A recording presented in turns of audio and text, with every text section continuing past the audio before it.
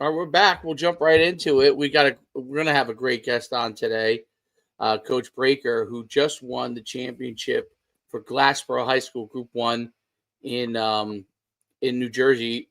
So he won the overall group championship. Played at Delaware. I know that, and was outstanding player there. Came back to Glassboro in 2023 as head coach. And I think is this his first year that he won it all? Because I know he came in. Yeah, I believe so. I don't know if he came in the winter or he coached last year, and then this is the second year. I guess we'll find that out. But what they did this year, they destroyed every small school. Now, they had some losses because they played some other powerhouse programs. I think Winslow, they had a loss to. I think they had a loss to St. Anthony's, not St. Anthony's, St. Augustine, maybe. Which I give them credit for playing those teams, dude. Yeah, as a group 1.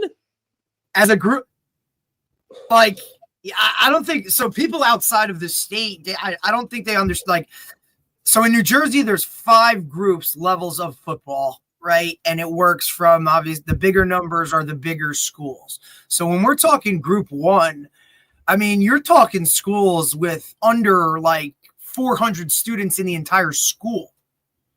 I mean, so your entire roster is based off of that. And that's all 3. That's freshmen through seniors, right? And you have maybe 400 kids. So, it can be higher, but there's a cutoff. It's extremely difficult. And like coming from us, Dave, who were 2 guys that played at Group 1 football, I mean, your best player is usually, never leaves the field. And your backups are sometimes freshmen just because that's just basically the size of your roster. You're talking about rosters, maybe, 30 guys, 35 guys, where you're really kind of, I don't want to say struggling to find guys that play, but struggling to find guys that can play, right? And those types of teams are just so different. For him either, right? So I said, obviously, that doesn't seem to be the case with his team, right? Struggling. Absolutely not. It's unbelievable what they did. I mean, the point is great. Is that you're right? It's exciting. I get excited about it because, obviously being a Group 1 guy, you kind of know how those situations are and whatnot. And look, I also applaud him for looking the way he does, Coach, because look, that right there is how he coaches every game. Cut sleeves. Here we go. He's got the gloves on. I mean, and he sure as hell looks like he could still go out there and play. But his team, what they did, and I watched his state final game. Impressive is not the word, like doesn't do it justice.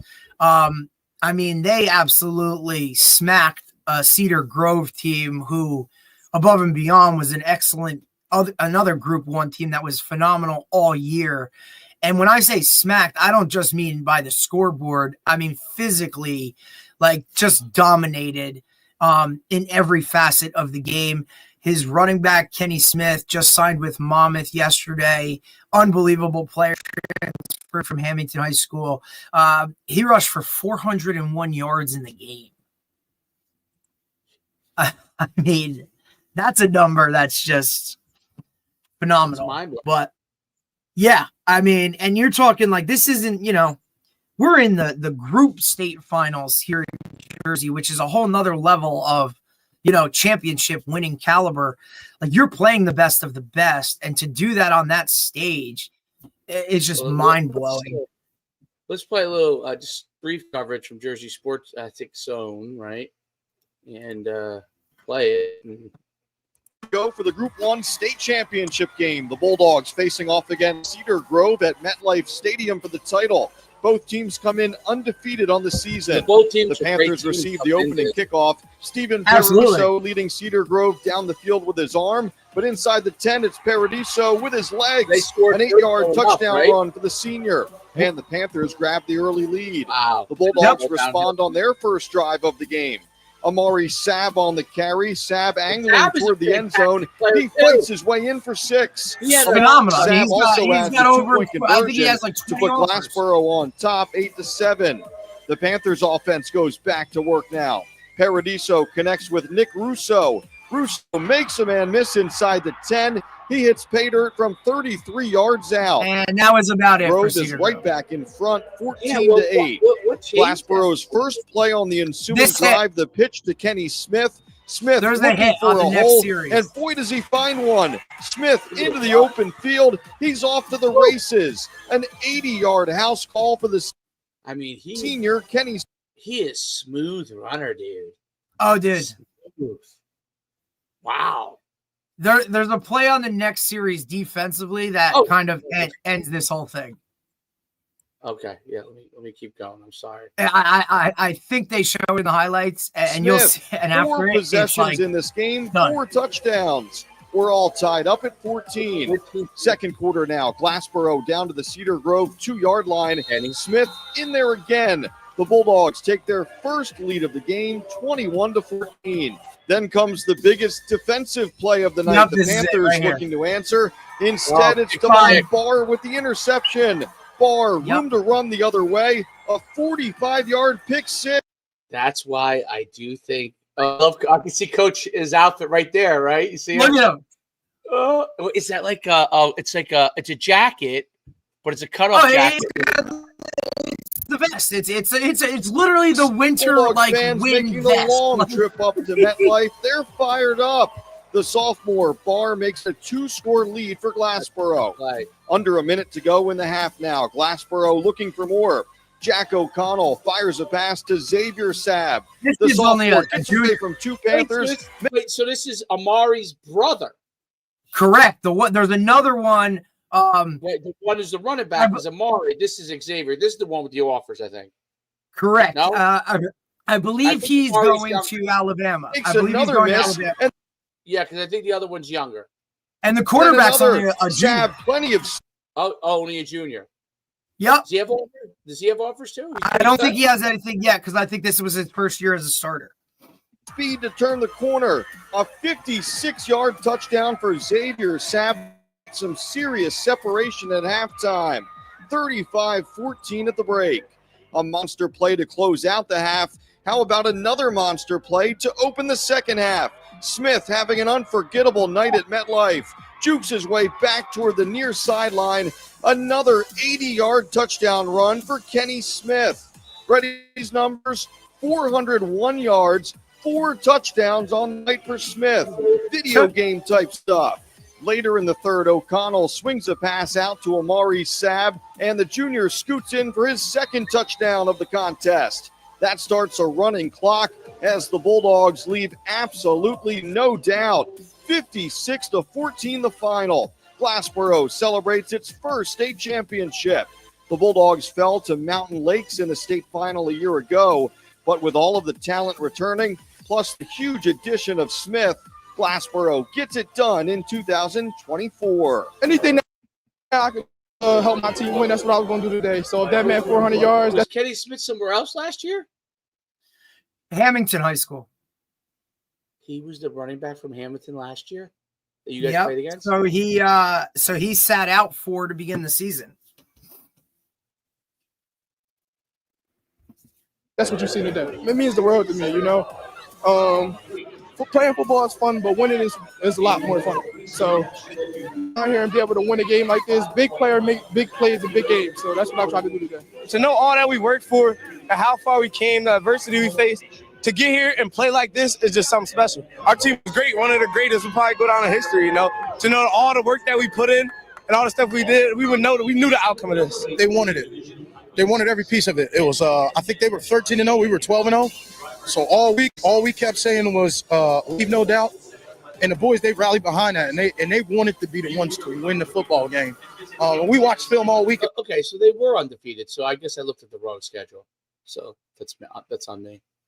Prepared all week, and then for the boys to perform like that all year, we've been saying let's have a full game. He's got gloves on too. Play a full game. Cleats as well. They did a great job. Perfection for Glassboro. The Bulldogs finish 13-0 and bring home the state championship hardware. Cedar Grove finishing an outstanding season with a mark of 13-1. Wow. That's a heck of a year. Yeah. And a lot of those guys come back. So did we lose Coach? Coach, we're currently, we're patiently waiting. So, but whenever he gets on, I guess, Coach, looking at their schedule this year, they posted 1, 2, 3, 4, 5 shutouts. They didn't give up. Cedar Grove scored the most points on them all season, and it was 14. Really? That was the most points all year with Cedar Grove. Who can you run down who they beat this year? So, why do I am frozen again? You see this? That's your fourth. I want to hear this before I go out real quick. They opened up Haddon Heights 22-12. They beat Penns Grove 24-0. They beat Salem 46-0. Woodbury 34-0. Deptford 51-0. Cinnamonson 40-10. Shalleck 20-10. Woodstown 20-7. They beat Point Beach in the first round of the playoffs 64-7. Riverside in the second round 55-8. Shalleck again 40-9. Woodstown 30-6, and then Cedar Grove 56-14. That's their closest game was a 10 points. And I'm going to come right out and come back in. So hopefully my face moves. All right. Well, hopefully we'll have Coach by then. It does look like I'm laughing there, at least, Derek. We're gonna see it. You see the yes. picture? I look like I'm having a good time. Like you're entertaining me. So I think that happens anyway. That's not a lie. All right, I'll be right back. Hold on.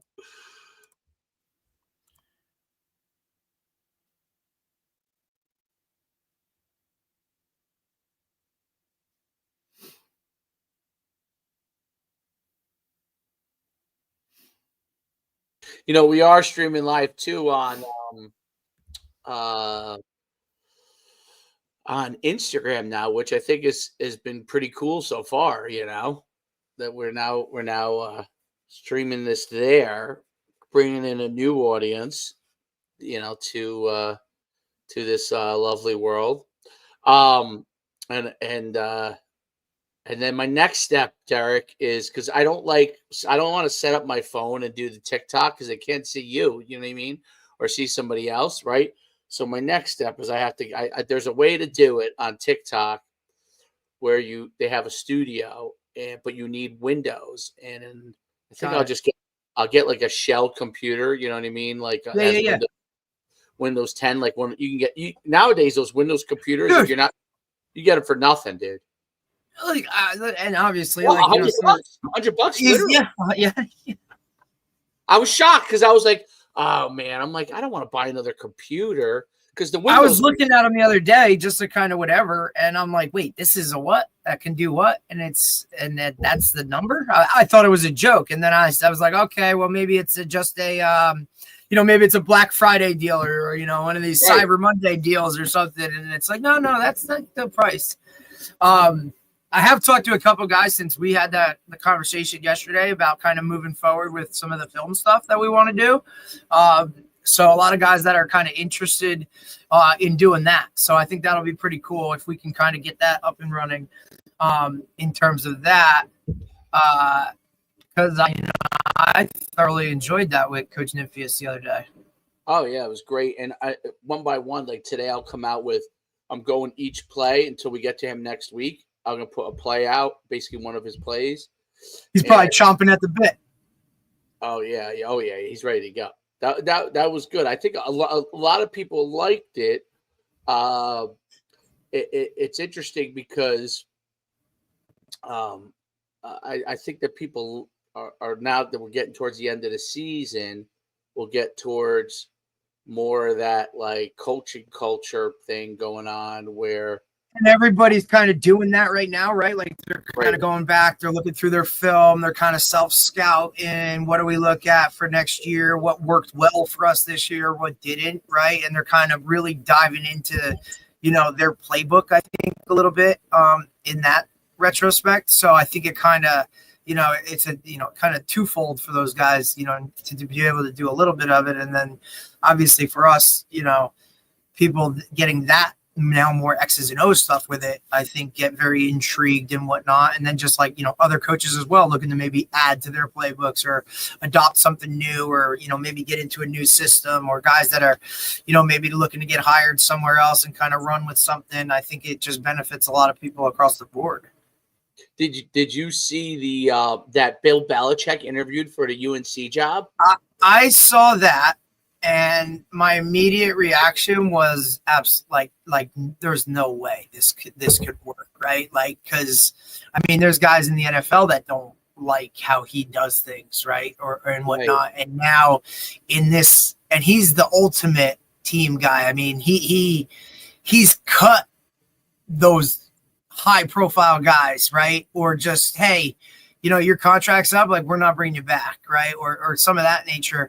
He's the ultimate, the Patriot way team type of guy. Whereas we literally had this talk the other day about how that the game is moving away from that with NIL and all this other kind of stuff. So when I saw that he interviewed for UNC, I was baffled. And to double down, like to look at another piece of it is like they just went from an older head coach in Mac Brown. You're going to kind of bring in another person that's basically going to kind of, lean towards that way. I don't know. To me, I really have I have no words for what it like that actually happened. There's two thoughts I have in it. One, I would think you would probably want to go younger. But number two, the opposite thought on that is, do players want someone that's coaching them that they think will help them get to the NFL? That was the only thought I thought. The only rationale that I could think. Obviously, he's one of the best coaches of all time. So of course, that's a no-brainer. That's a no-brainer from that standpoint. You're right about how would the relationships work, but Deion worked, and I have to say, like, Deion basically like took care of his stars, super hard on like the other guys, like really hard on the other guys. And it worked. I was shocked. I would have. But is that more too though? Because like Shador is there himself, and those guys are like, all right, well, if he treats his kid like this, you know what I mean? Then obviously, I think you're right on that. I do think you're right. There is something to that. Agree. Totally agree. Look, like, and also, I don't know. Is there something to be said that maybe, like, I wonder if the NFL thing's a big thing. Like, that's the only thing I'm not like. I feel like part of Deion's allure and part of even Jim Moore at UConn, he was in the NFL. Like, Greg Schiano, right? Greg, does that help? There's one thing that I always remember, right? And it was from when Will Muschamp, right, was at Florida. Right. And he was in the NFL with Nick Saban and the Dolphins. I remember one of his pitches, right? Because at the time I was with, Mike Smith Heritage, and he had Sony Michel, who was a high profile recruit. And I remember sitting in his office, and one of his pitches to Sony was, look, man, like, do you want to play for a coach that's only ever coached college, or do you want to play for a coach that knows what NFL guys are looking for? Right. And that was kind of one of his pitch or his play to kind of get Sony there. Ultimately, it didn't work. But I could see maybe, that in the fact that, like, hey, this is the best guy to ever do it. Almost more of like, he'll recruit, like, that would be a better angle to play with parents than it would be to actual, recruits coming in. Like, hey, like, I know what Bill Belichick is. Like, you only saw him towards the tail end, but this guy's going to know what's going to get you there. And this guy's one of the winningest coaches and all that kind of jive. He might be old. He might have these other ways, but if you buckle down for these, however many years, you're going to the league. And then when they come back and say, hey, Bill, can this guy play here? Like, absolutely. Right. So that could be an angle. I don't really know. I don't know if I'm going to UNC if that guy's in the building, just because, I mean, yes, if I was in the, I would want to play for that guy. But in this world of NIL, I mean, Nick Saban's not doing it anymore because of that. Urban got out of it pretty much because of that. And he also said, I'm not coaching Ohio State. So that was something that I saw yesterday. He kind of, I know there's been rumors about me going back to coaching guys, and he was like, absolutely not. UCLA fired Bieniemy after 1 year as an OC. Did you see that? Yes. I that's another and they already hired the guy from Indiana. Who was the OC at Indiana? They hired the OC from Indiana, and he will go there after the college football playoffs. Great idea. Phenomenal. So what is it about Bieniemy that isn't sticking? Like, obviously it worked at the Chiefs, right? But is that because of Andy Reid, right? Absolutely. Andy Reid is probably a mentor to Eric Bieniemy. 100%. And Eric Bieniemy as an OC under somebody else, is it a matter of he butts heads with everybody else because he worked under Andy Reid? And I always wonder, like a double-edged sword. Yeah, like when you work under good people and then you're under someone that maybe you don't think is as good as you, and maybe I don't know. I don't know if he is good. I have no idea. I'm just totally spouting, right? But I wonder if he has an issue because he worked under Andy Reid, because Andy Reid was so good. I'm sure he knows the game.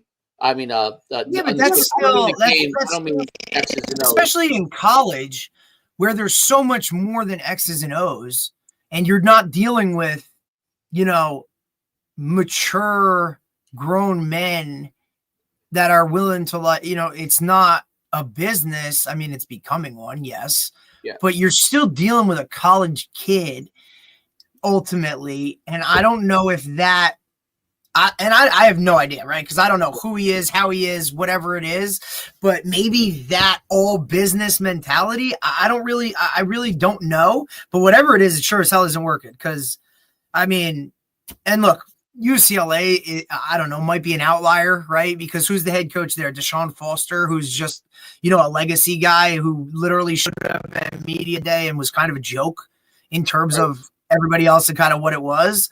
I think that's, UCLA's, I don't know, in my eyes has always been the lower level of that city of what LA is. USC kind of rules the roost there for at least in my lifetime. And I think you also have to be able to recruit, right? Do you want to go play for that guy and whatnot? I don't know. He has had basically zero success since he's left there. And for years it was always, he's the next head coach. He's the hottest new thing and all this other kind of stuff. And now you've just seen him kind of flame out everywhere he's been. I know that's a strange occurrence that you're seeing. I wonder, without knowing his how he coaches, but I wonder if it's a relationship thing. If it's, I'm so curious because it's such an unusual thing for someone who is under the best and was considered among that. But the knock was always, was he just doing Andy Reid's system? And was he not kind of coming up with this stuff? And they always said that's why he didn't get jobs and all this other stuff. And when he went to UCLA, he was from I think he's from LA, and originally. So even though he went to Colorado, and it's interesting because it's not like they brought him into Colorado. You know what I mean? With all this, so it's kind of interesting, like as an assistant or anything. I always think this time of year gets really interesting, obviously, with all the coaching moves, who gets hired here and who does this and who does that.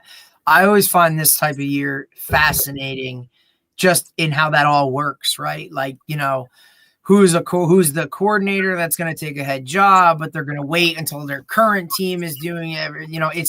And I think it comes down to the calendar, right? And it's especially in college football now with, you got early signing day and you have, the portal stuff, right? Like, it's just the calendar itself for college football. Look, bowl games, all of these kind of things factor into it. I mean, you could possibly be playing in a bowl game with, none of your staff that was there before, or those types of things. It just, to me, fascinating. We know coaches move around and guys get jobs and this and that. And then, we haven't even hit really, what do they call it? That Black Monday where all the NFL guys lose jobs. Like, you haven't even hit that part of it yet. So if you're a college president or an AD, do you wait for that to happen and then fire or do whatever you're going to do? Because those guys can now trickle down and get in there. But can you really wait because of recruiting? It's such a hodgepodge and just like a chaotic time that it really just, ultimately, it gives everybody a lot to talk about. I'll tell you that much. Well, there's no doubt about it. It's totally. The chaos is only going to start to begin, right? You got FAU, FIU got rid of their coaches. Oh God!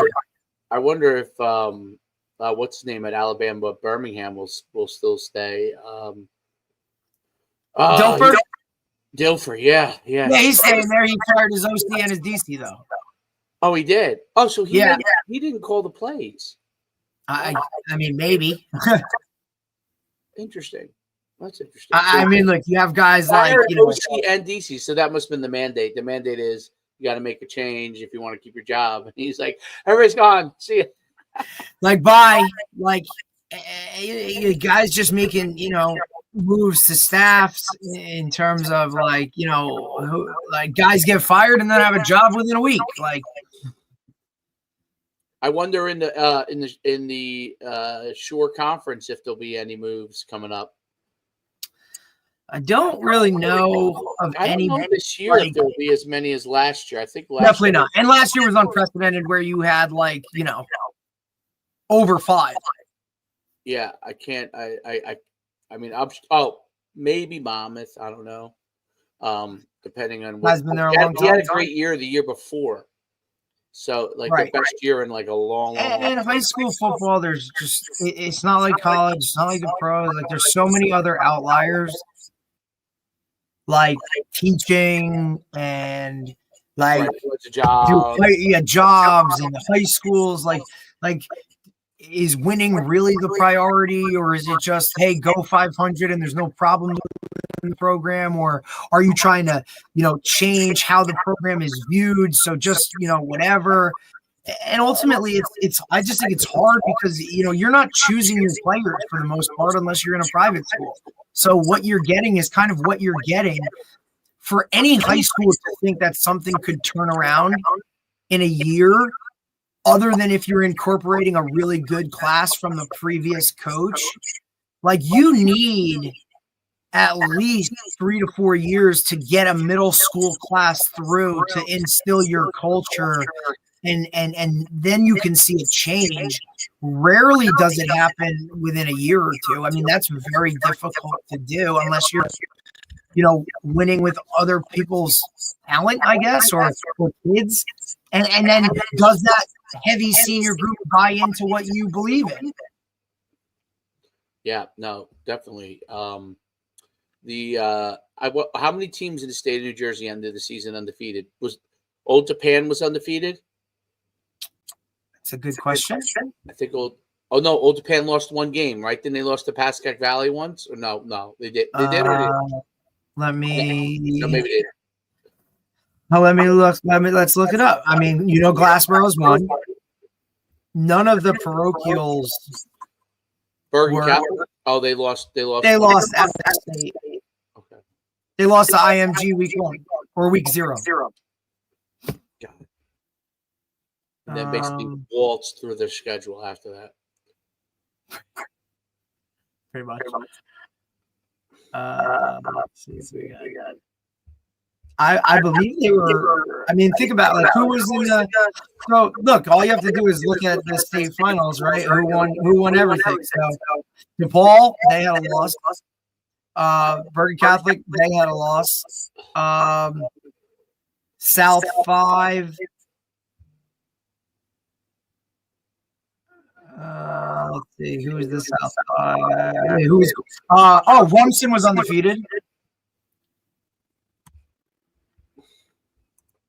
Toms River North was 14-0. Oh, Rumps was that looked like it was a good game. That game between 26-24. Winslow was undefeated, so the Group 4 champ was undefeated. They were 14-0. Okay. Toms River North. Toms River North undefeated. And then the next one is what? Otapan? Did they lose a game? No. Let me see. Hang on. Let me double check.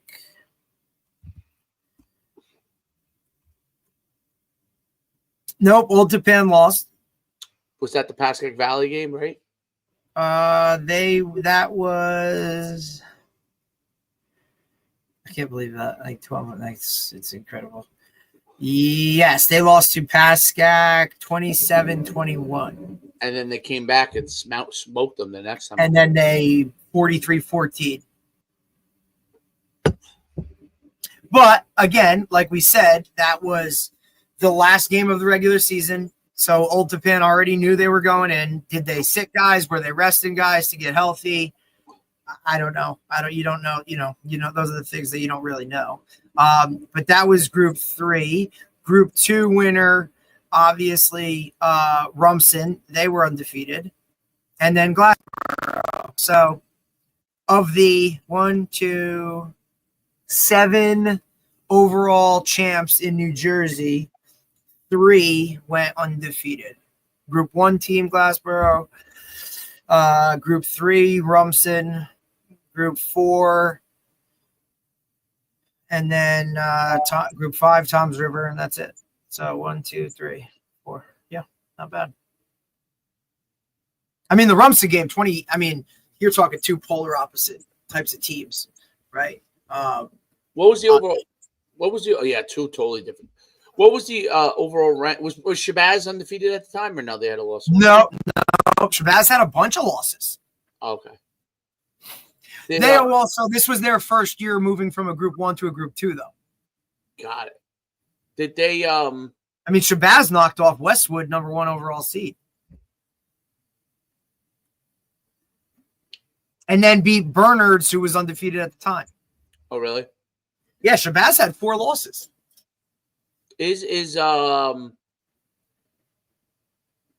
What was the top 10? Who for the rankings? I think it was Bergen 1, Bosco. No, I'm sorry. Bergen 1, DePaul 2. I don't know what it. I don't depend. And look, all the media. Who knows what it was like. It's all the different media outlets, right? Maybe they had the NJ.com had before. Yeah, I think that's what it is. Final.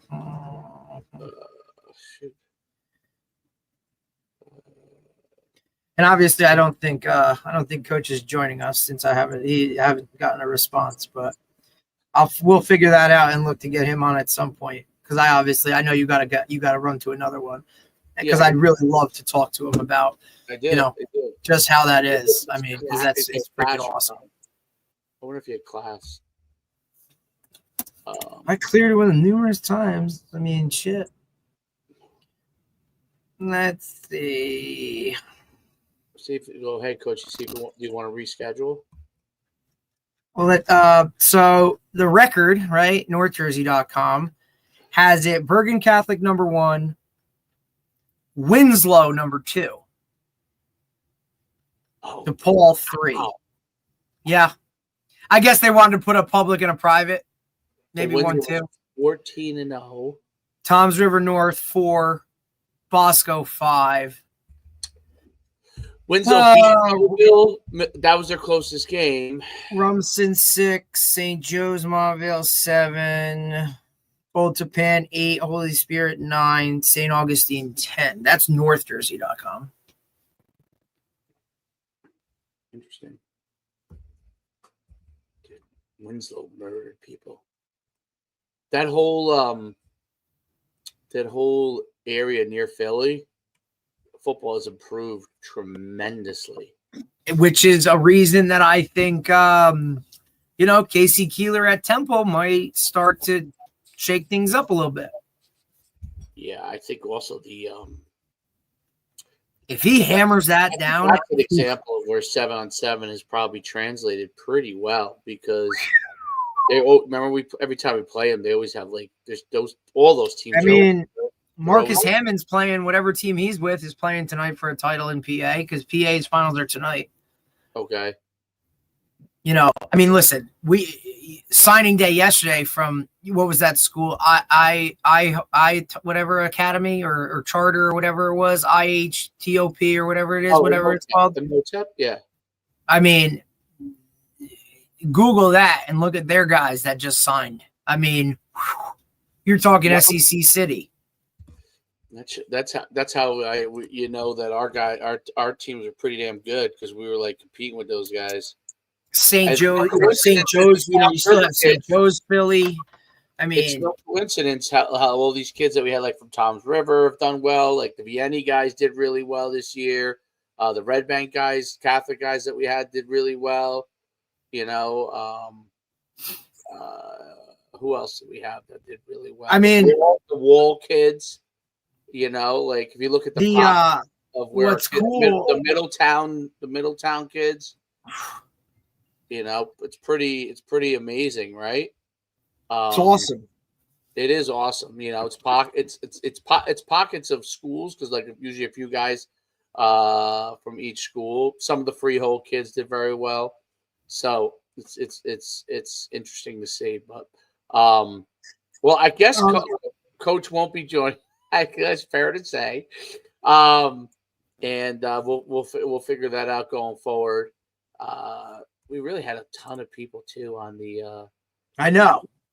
And he literally, it's all right. I mean, look, he literally, we doubled down, we confirmed, we did all that stuff. So something must have come up. He even messaged me at close to the time we were supposed to be on, asking what's going on. And it was this is what's going on. But listen, we're good. We'll figure it out, and we will not leave our viewers, without that, because like I said, just really interested to talk to him to how he got that thing done at a place like that. I mean, that is beyond an impressive season. Yeah. You know what I mean? Even, if people want to look down upon the small school stuff, I guarantee you those dudes could have played with a lot of those bigger school teams, No doubt. I mean, what they did to Cedar Grove, who was a great team, they put it on them. So there's no doubt about it. Right. Mark, we'll jump off and we'll see you. We'll be back next week.